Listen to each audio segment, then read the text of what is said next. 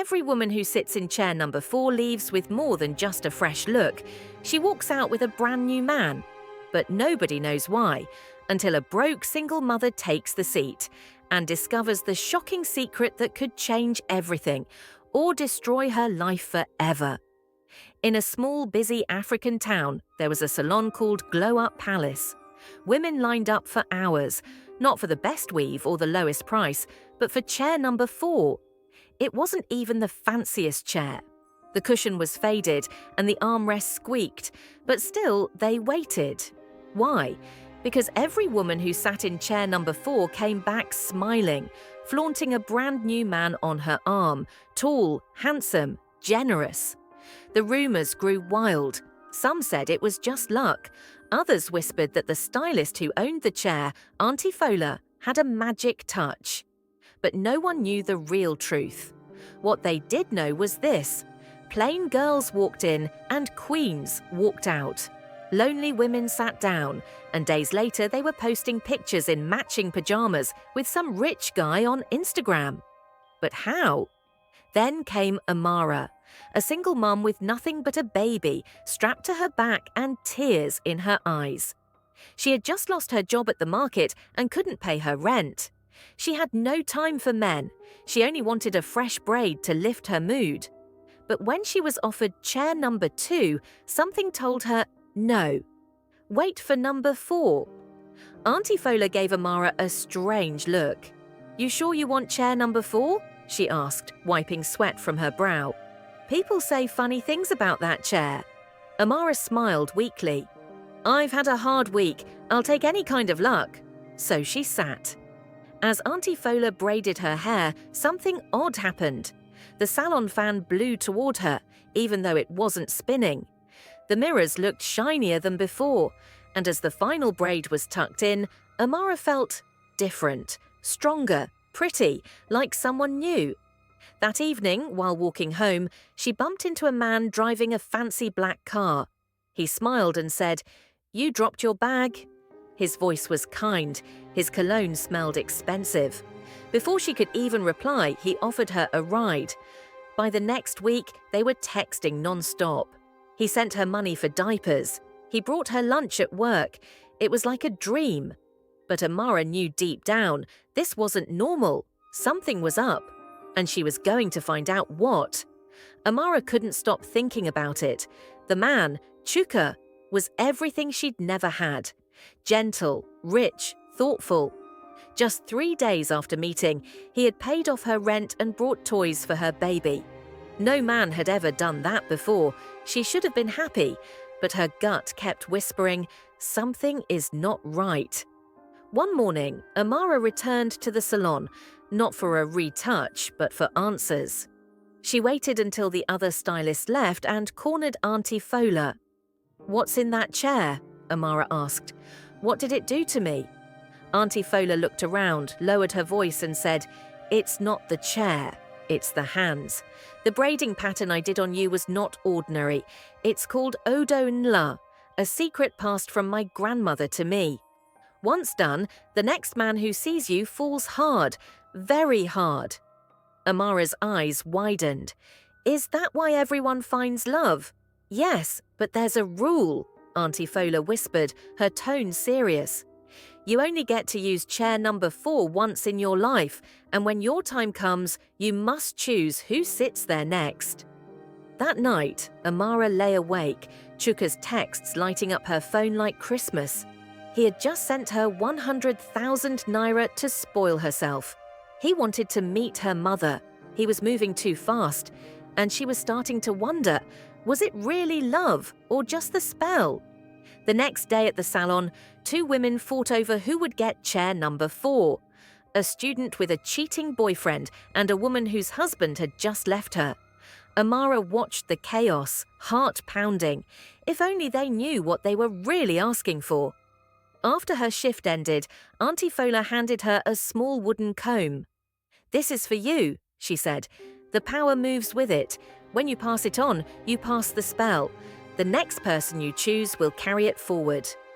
Amara stared at the comb like it was fire. That night, as she walked home, someone tapped her shoulder from behind.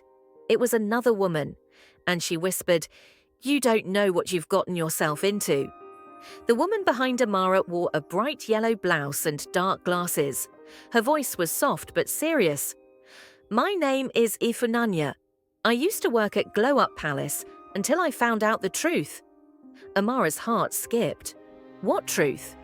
"Chair number 4 isn't just about love," Ifunanya said. "It makes a man fall, yes, but it also binds you. If you're not careful, his obsession will grow too fast, too deep.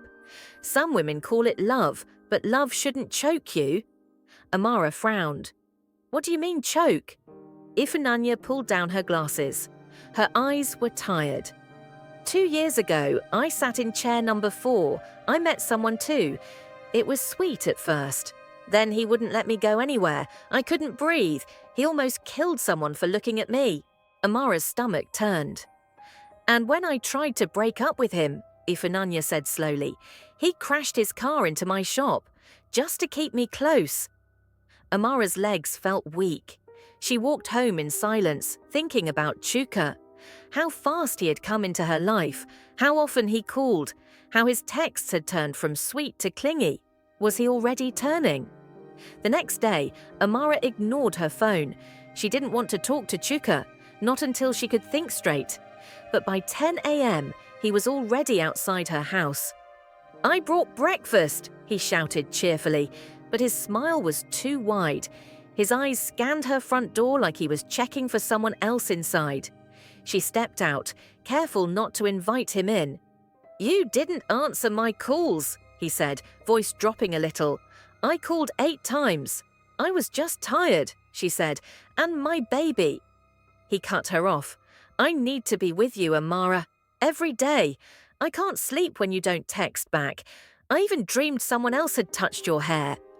Amara's heart raced. That night, she looked at the wooden comb again, lying quietly in her drawer. It was beautiful, smooth, harmless looking, but now it felt like a curse. She had one choice to make: keep the love and risk being trapped, or break the chain by passing it on. But who would she give it to? And what if no one deserved it? Amara couldn't sleep. She kept thinking about what Ifunanya said. She opened her drawer again and picked up the wooden comb. This time she turned it over and noticed something strange. Tiny carvings on the handle, symbols, words in a language she didn't understand. The next morning, she returned to the salon before opening time and begged Auntie Fola to explain everything. Fola sighed deeply. "You weren't supposed to look that far," she said, locking the door behind them. From a small cupboard, she brought out an old, worn-out book wrapped in faded kente cloth. It smelled of dust and secrets.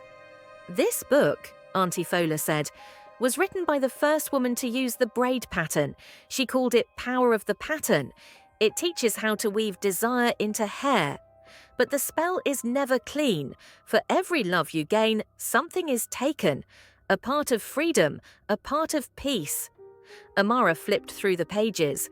Women's faces, braiding maps, warnings written in red ink.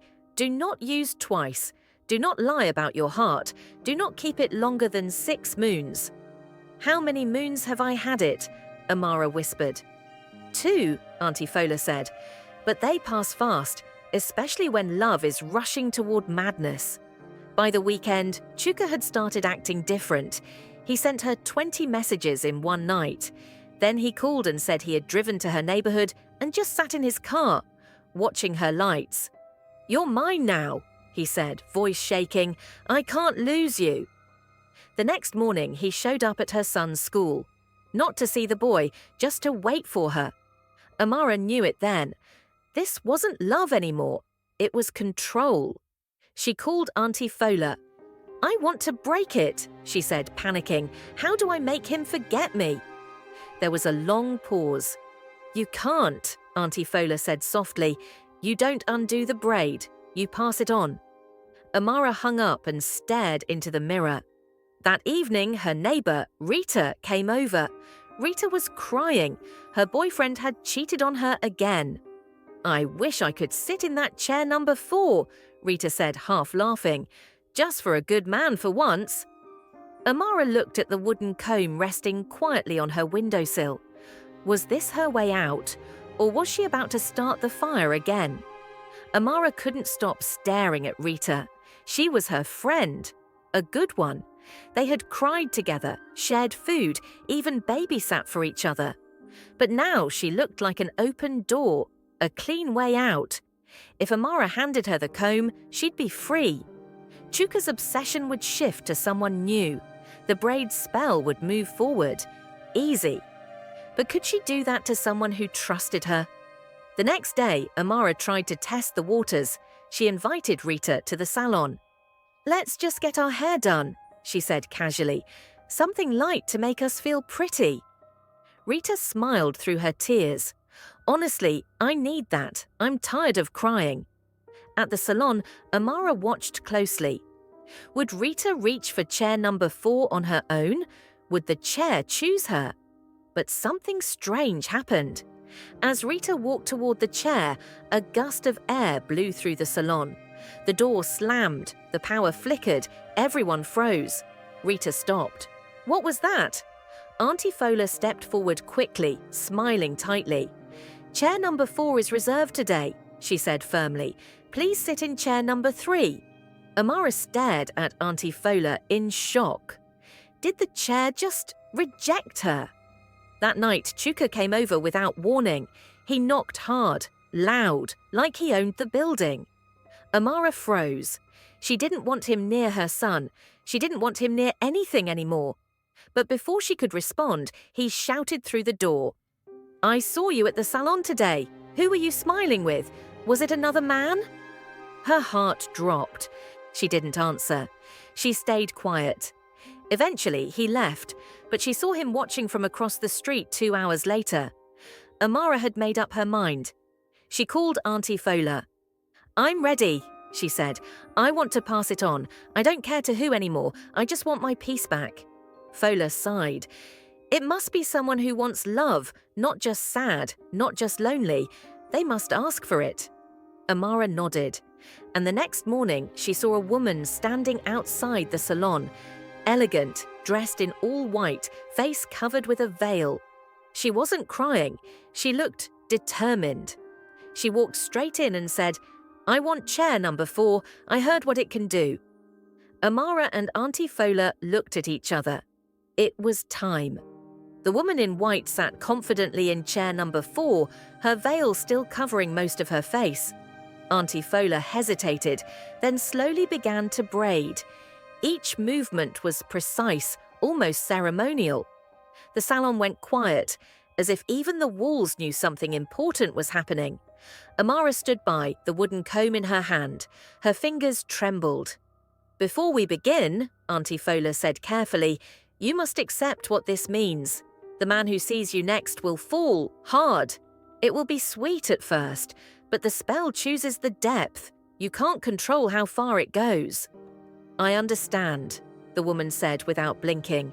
"That's what I want. A man who would die for me." Amara's stomach twisted. There was something too calm about this woman. After the braid was done, the woman stood, adjusted her veil, and said, "Thank you." Just before she walked out, she turned to Amara and whispered, "We'll meet again. And when we do, you'll regret this." Amara froze. She didn't know her, but the way she said it felt like a warning. 2 weeks passed. Chuka stopped calling. He stopped showing up. It was like he vanished overnight. Amara was relieved, but also confused. Shouldn't she feel happy? But instead, something inside her felt hollow, like a wound covered too quickly. One day, she walked past her street corner and saw Chuka. He looked different, pale, thin, his beard unshaven, his phone clutched in his hand. He didn't even look at her. He was sitting beside the woman in white, and she was feeding him food like a baby, laughing, stroking his hair. Amara ducked quickly behind a car. What had she done? That night, Auntie Fola called. "The woman you chose, you shouldn't have." "Why?" Amara asked, her voice trembling. "Because she knows the spell already. Fola whispered. "She's not a victim. She's a hunter. She didn't need the love. She wanted the control." Amara's eyes widened. "She's used it before," Fola continued, "and every man she's touched ends up ruined." And then Fola added, barely above a whisper, "Chair number 4 is no longer yours. She owns it now." The next time Amara walked past Glow Up Palace, something was off. The sign had changed. It now read, "The Love Lounge."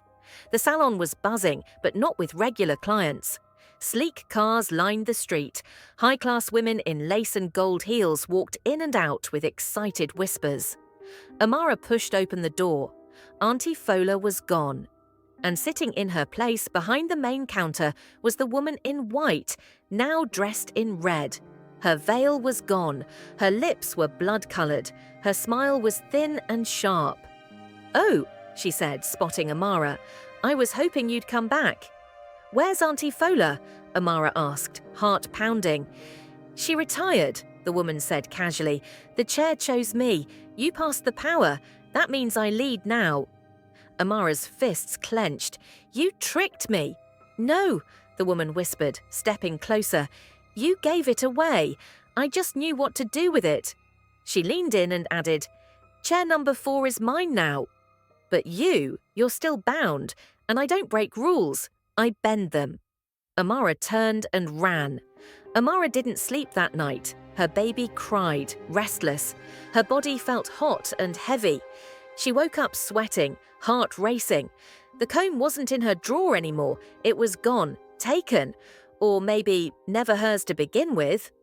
The next morning, Chuka texted her for the first time in days. "I can't stop thinking about you. Please, I don't know what's happening. She's controlling everything." Amara stared at the screen. Another message came through. "She won't let me leave. She says I'm hers until I forget your name." And then one last message. "If anything happens to me, forgive me." Amara gasped. This wasn't a love spell anymore. It was a prison, and she had handed him over. She rushed back to the salon, but it was locked. A sign on the door read, "Private clients only, entry by invitation." And then she saw it. Through the glass, chair number 4 was glowing, faintly, like it was alive, watching, waiting.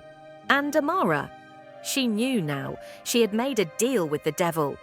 3 days passed. No word from Chuka, no word from Auntie Fola. Amara tried calling, no answer. She went to the salon again, still locked. But on the 4th day, something arrived at her doorstep. A white envelope, no stamp, no name, just a red wax seal with the symbol from the wooden comb. Inside was a card. "You are invited to the reveal of the year at the Love Lounge. Guest of honor, Amara. Come see what your hands have made. Dress well. Bring no shame." Amara nearly tore it up, but she couldn't. She needed answers. She needed to know what happened to Chuka. And deep down, she needed to face what she'd done. She wore her best gown. Nothing fancy, just a clean Ankara dress and lip gloss. She tied her hair back and kissed her baby goodbye, leaving him with a neighbor. The streets were dark when she arrived, but the salon was alive. Red curtains, gold lights, security at the door. It didn't look like a place for braids anymore. It looked like a ritual, and it was waiting for her. The salon was packed, but silent. Women stood in heels and perfume, sipping champagne. At the center of the room was chair number 4, now on a raised platform, lit like a throne. And seated on it, the woman in red. "Welcome, Amara," she said, her voice smooth like velvet. "You look guilty." Amara stepped forward. "Where is Chuka?" The woman smiled, then snapped her fingers. 2 guards appeared, dragging Chuka in. But he wasn't the same. His eyes were blank, his lips trembling. He looked broken.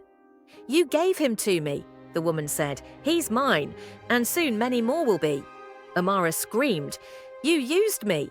"No," she whispered, standing up. "You opened the door. I just walked through." The room clapped. Amara looked around. The women were all smiling.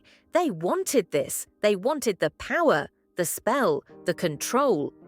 And in that moment, Amara realized chair number 4 didn't just change lives, it built an army, and she had created its queen. Amara couldn't breathe. Chuka stood there, taller than before but hollow, like a tree eaten from the inside. He looked at her, eyes wide, lips moving, but no sound. She rushed forward, but the guards blocked her path. "Let him go!" she shouted. The woman in red sat back down in chair number 4, crossing her legs. "Oh, Amara, still thinking this is about him? It was never about one man. This chair can give anyone anything, love, loyalty, even fear." Amara turned to leave, but a hand grabbed her wrist. It was one of the guests, a woman in a silver dress. She whispered quickly, "There's another way. Meet me behind the salon at midnight. Come alone." Then she slipped back into the crowd like smoke. Amara said nothing. She walked out with her hands shaking, her mind spinning. When midnight came, she snuck back behind the salon. The woman in silver was there, holding a worn-out scarf and a box wrapped in palm leaves. "I'm Ifunanya," she said, pulling back her hood. "We've met before." Amara's eyes widened. "You survived the chair," Amara whispered. "No," Ifunanya replied. "I escaped it." Ifunanya opened the box slowly. Inside was a faded braid, dried, brittle and black like ash. "This," she said, "is the only braid that was ever undone. It belonged to the woman who invented chair number 4. Before it was a tool for love, before it became a weapon." She handed Amara a small bottle of oil. "Rub this into your scalp before dawn, then return to the chair. Sit one last time, but be ready.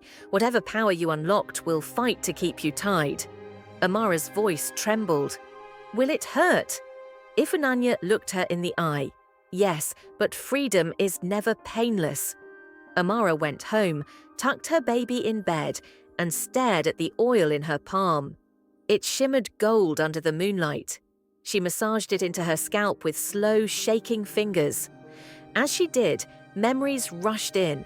Chuka's first smile, the comb, the whisper in the salon, the look in that woman's eyes.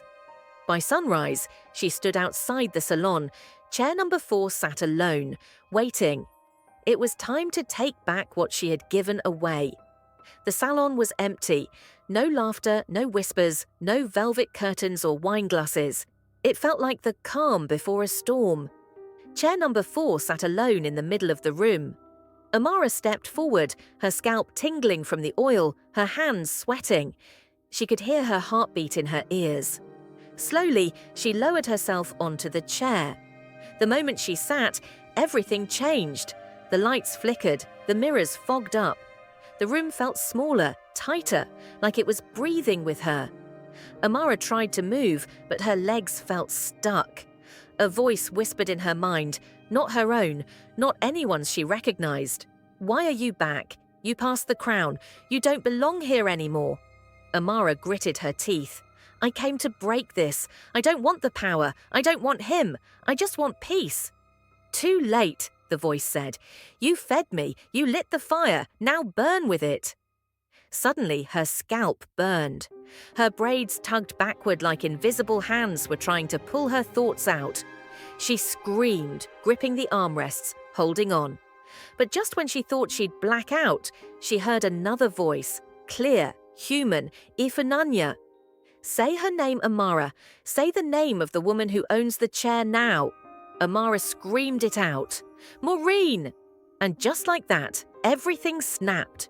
The room exploded with sound, like 1,000 voices crying out and then silencing at once. Chair number 4 cracked beneath Amara, splinters flying. The lights shattered. A gust of wind shot through the salon. The mirrors fogged, then shattered. Amara collapsed to the floor, gasping. Outside, sirens blared. Inside, it was chaos. The door burst open. Maureen, the woman in red, stormed in, eyes wide. "What have you done?" Amara looked up, hair undone, but her eyes sharp. "I broke your chain. You don't own the chair anymore." Maureen screamed, rushing forward. But Ifunanya stepped between them, holding the palm box. She opened it again. The black braid inside had turned to dust. "Power undone," she said softly. "Spell reversed. Your throne is gone." Maureen froze. She looked around at the ruined salon. Her heels clicked back slowly, and then, without another word, she vanished into the dawn. Amara stood, tired, free, alive. Chuka was outside, waiting. This time his eyes were clear, no hunger, no spell. He walked toward her slowly, unsure. Amara smiled faintly. "Let's start again, this time, for real." And together they walked away, leaving chair number 4 in ruins behind them. But in a hidden drawer under the floorboard, a small piece of the wooden comb remained. Still glowing, still waiting, peace at last. Amara had moved to a quieter side of town. Her new job at a daycare paid little, but it was calm. Chuka worked at a tech shop, repairing phones and slowly rebuilding his life. He still remembered everything, but the obsession had faded. He loved Amara now, not because of a spell, but because she chose him, and he chose her back. Her baby had started walking. Laughter filled the small one-bedroom flat. No more shadows, no more secrets. But one rainy afternoon, while folding clothes, Amara got a text from an unknown number. "Is it true you sat in chair number 4? Her heart dropped. She didn't reply. Another message followed. "You pass the power, but the power never dies. It waits." She rushed to the Salon's old location the next morning. It had been abandoned for months. Windows broken, dust everywhere. But inside, someone had lit a candle, and scratched into the wall were 4 words. "I found the comb." Her name was Temi. 17, pretty, sharp tongue, always had a Bluetooth speaker hanging from her purse, blasting music everyone hated. Her mother was a cleaner at a local hospital. Temi? She had bigger dreams: rich husband, travel, fame. So when she found an old wooden comb while sneaking into the abandoned salon to film TikToks, she didn't think twice. It glowed slightly. It felt expensive. She tossed it into her bag like it was hers by birthright. That night, she went live and said, "You'll want to see a real glow-up. Give me 2 days." The next morning, she used the comb on her own scalp. And by afternoon, the most popular boy in her school, David, who had never even looked her way, was waiting outside her class, holding a rose and asking her to be his. She laughed. "Told you?" Temi had no idea what chair number 4 was. She didn't know Amara or Maureen or the price love could cost when it came too easily. But the power? Oh, the power remembered everything. And this time it wasn't waiting to be given. It had chosen her. Temi's transformation happened fast, almost too fast. By the second day, 3 boys were waiting by her gate with gifts. One brought flowers, another airtime recharge cards, the third, a gold-plated necklace. By the 3rd day, David had changed his Instagram bio to Temi's man, and other girls were whispering in jealousy. Temi soaked it up. "I'm the baddest girl alive," she told herself in the mirror, brushing her new extensions with the wooden comb. Her eyes sparkled, her skin glowed. But then came the headaches, sharp, loud, like voices knocking at her skull. And then the dreams. Women she'd never met all standing in a circle, whispering her name. Amara, Maureen, Ifunanya. Names she didn't know, but the comb did. By the 5th day, she posted a video saying, "Ladies, forget makeup. Find the right power. I found mine, and I'm never letting it go." That night, she got her first follower from a strange account. No profile picture, no posts, just a message. "Chair number 4 belongs to you now. But be careful, it never shares." Amara was hanging laundry when she smelled it. That smell. Sweet, like hibiscus and heat. The same scent that had followed her when she first sat in chair number 4. She turned, eyes scanning the sky. Nothing. But her chest felt tight. The next day, she overheard teenage girls on the bus talking, "Temi's in a relationship with 4 boys at the same time." She doesn't even try, they just fall like fools. Did you see her hair? It shines, even at night. Amara's heart sank. She got off the bus 2 stops early, rushed home, and opened the palm-wrapped braid Ifunanya had left her. Just ash and 1 silver string remained. She picked up her phone and called Ifunanya. "She's back," Amara whispered. "Not Maureen, someone else." Ifunanya's voice was cold on the line. "I know," she said. "The braid's echo woke me up last night." "What do we do?" Amara asked. There was a pause. Then Ifunanya said what Amara feared most. "We stop her before she finds the chair again." Temi was a star now. Every day, more followers, more attention, boys fighting at her school gate, girls begging to touch her hair. Even teachers treated her like a queen. But in the middle of all the praise, Temi felt something cracking. She stopped sleeping. When she closed her eyes, she'd see herself sitting in a salon, but not alone.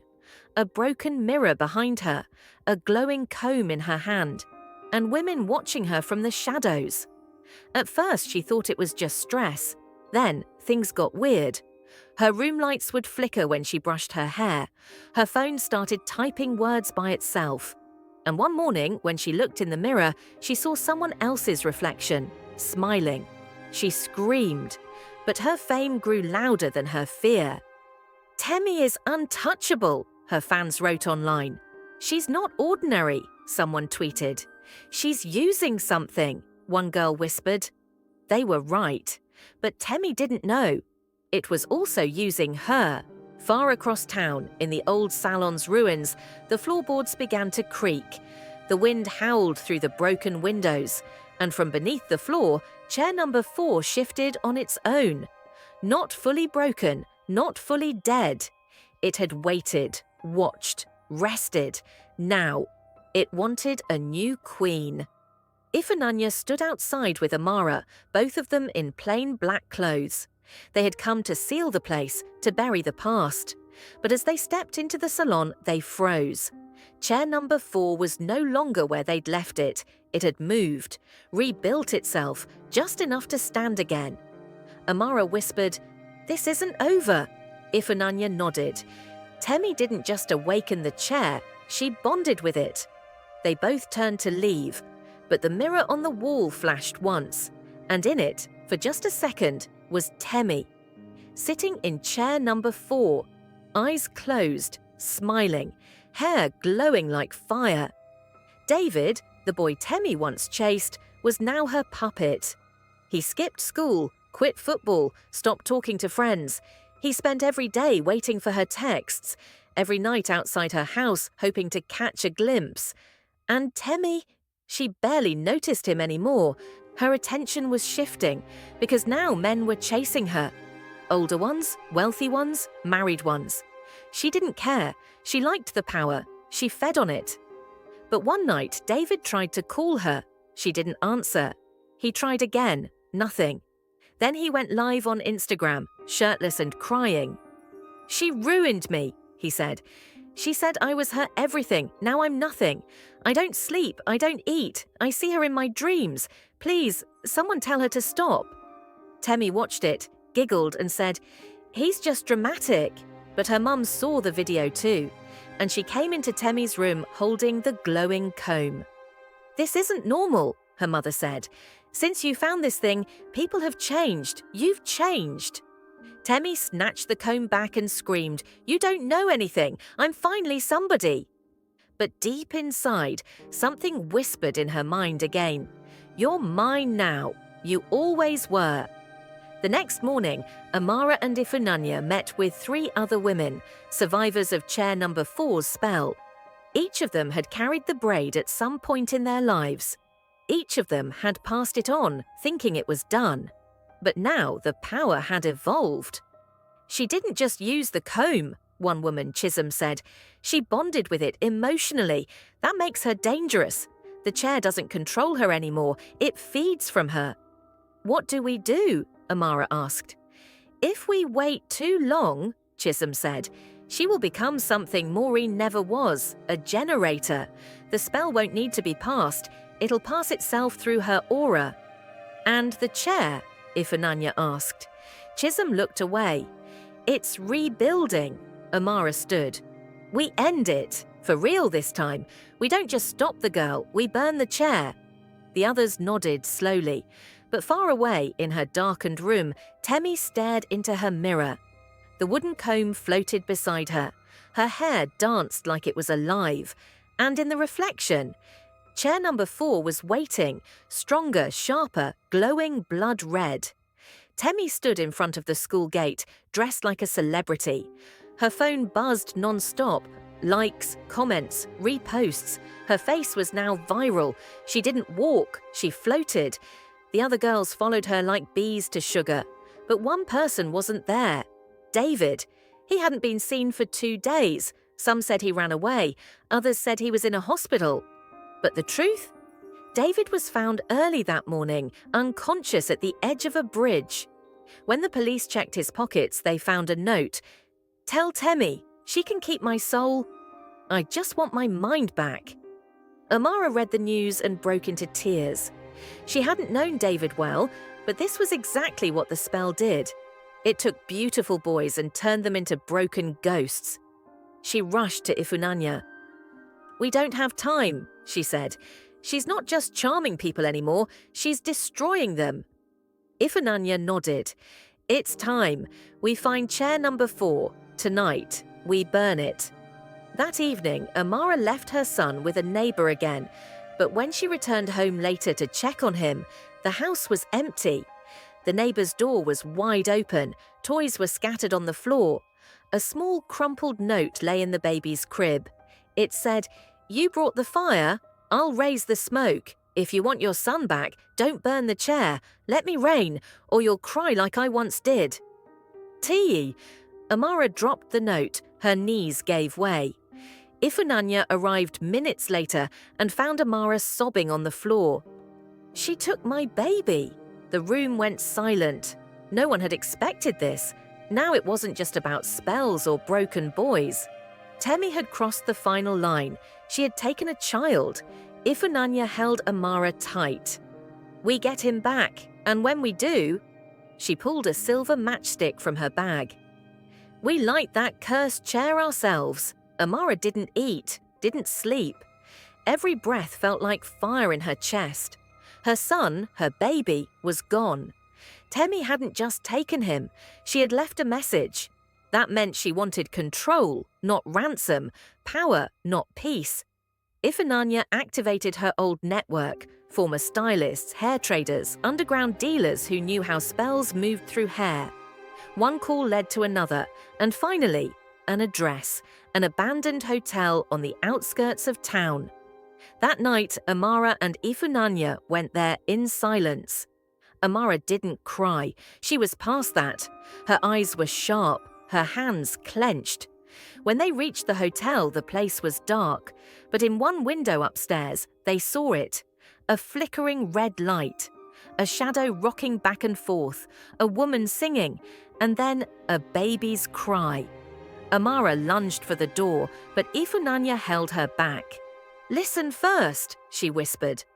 Inside, Temi was speaking softly to someone unseen. You thought I didn't know what this power could do, she said, stroking the glowing comb. But I know now. The chair isn't cursed, it's thirsty, and it drinks whatever I give it. Fame, boys, even babies. Amara's scream shattered the silence. They burst through the door.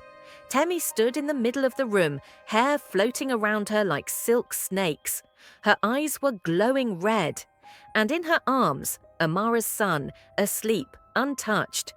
Relax, Temi said coldly. He's fine, for now. Amara took one step forward.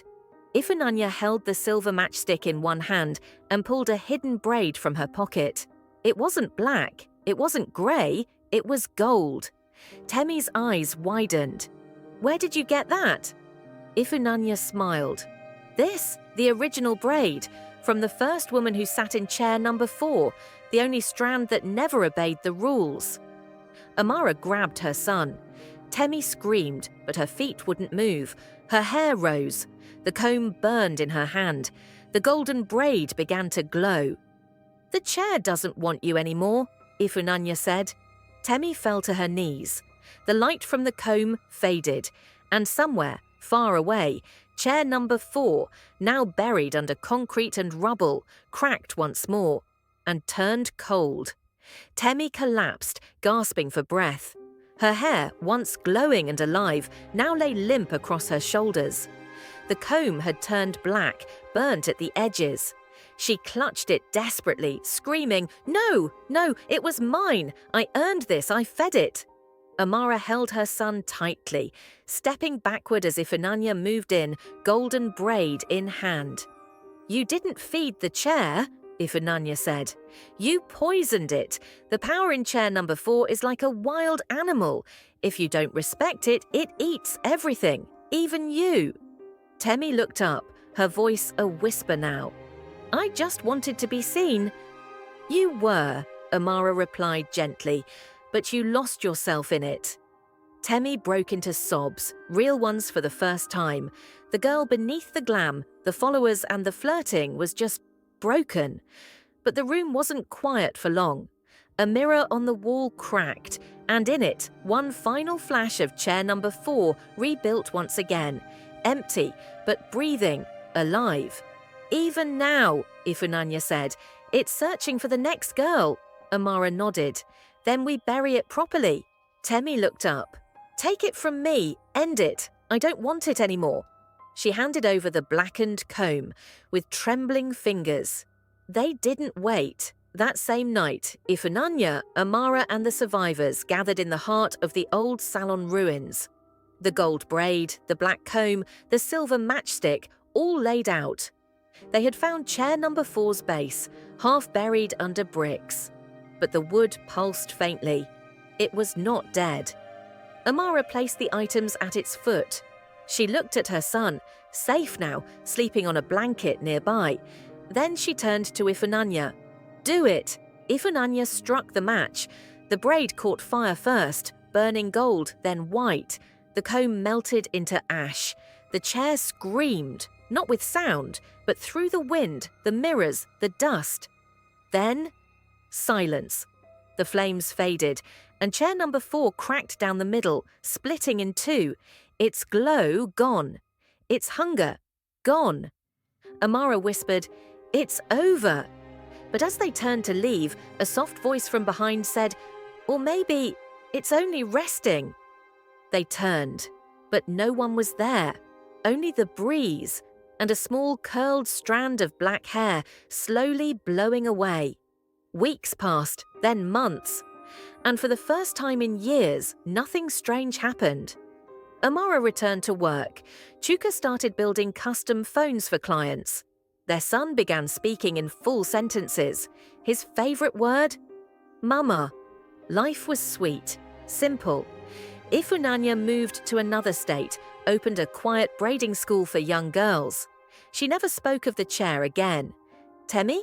She was different now, quiet, humble. She volunteered at a youth centre, teaching girls how to love themselves without needing anyone's approval. She never touched a comb again, only wore scarves and natural curls. But Amara couldn't fully relax, not yet. Sometimes, when she looked in the mirror for too long, she'd feel it. A flicker, a shadow at the edge of her reflection. Not a person, but a presence. Like something that once lived in her scalp.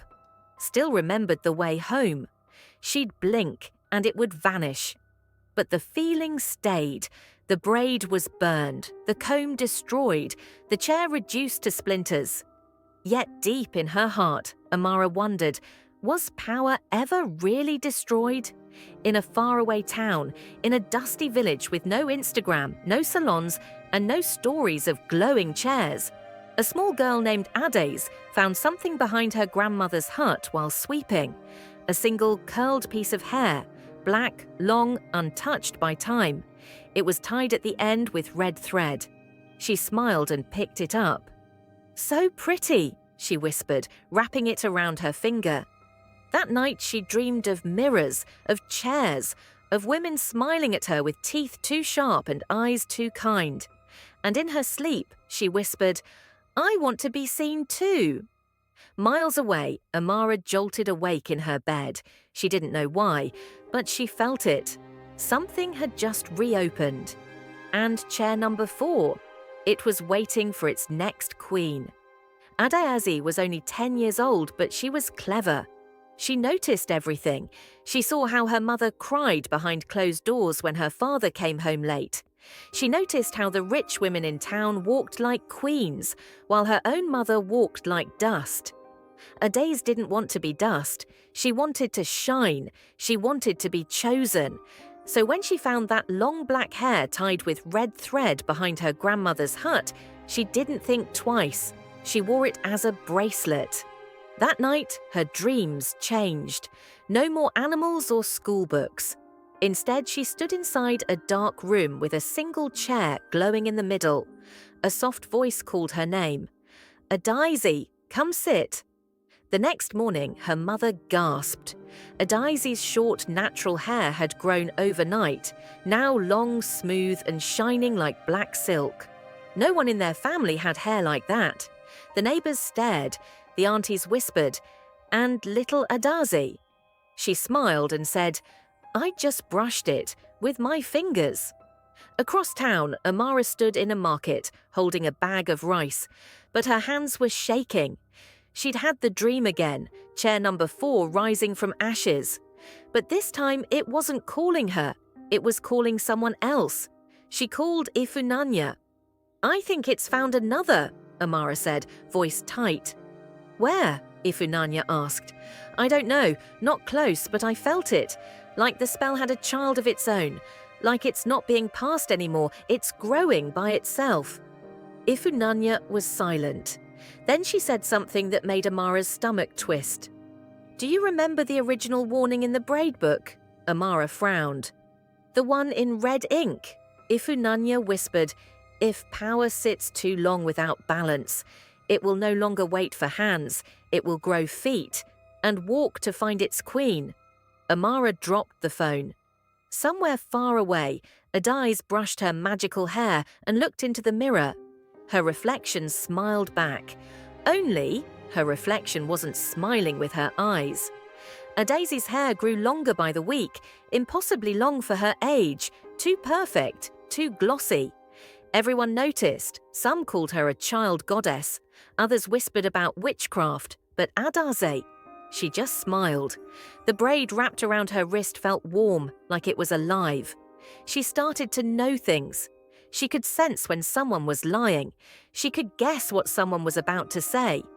And she had dreams, long, vivid dreams, of women in chairs, crying, laughing, breaking.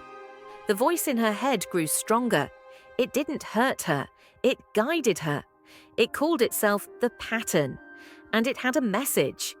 "You were not found by mistake. You are the next queen, but you must build your own chair." Adaeze didn't understand. Until the dream changed. Now she stood in front of a mirror, holding a comb made of light and a chair carved from hair strands. In the dream, she turned to the mirror and saw not herself, but Maureen. Then Temi, then Amara, then nothing, then only power. Amara couldn't take it anymore. She packed a bag and travelled to the village where the disturbance was last felt. It was far, dusty and quiet. But when she asked around, no one knew chair number 4, no Salons, no Maureen, no history. Until one old woman with a faded wrapper and cloudy eyes pointed to a little girl plaiting grass dolls under a mango tree. "That one," the old woman said. "She's not like the others. She has the kind of hair you don't grow, you inherit." Amara approached slowly. "What's your name?"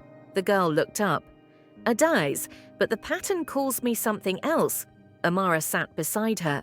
"What does it call you?" Adaeze smiled gently. "Mother of the new thread." That night, Amara had a final dream. In it, chair number 4 stood beside Adaeze, but this time it didn't glow.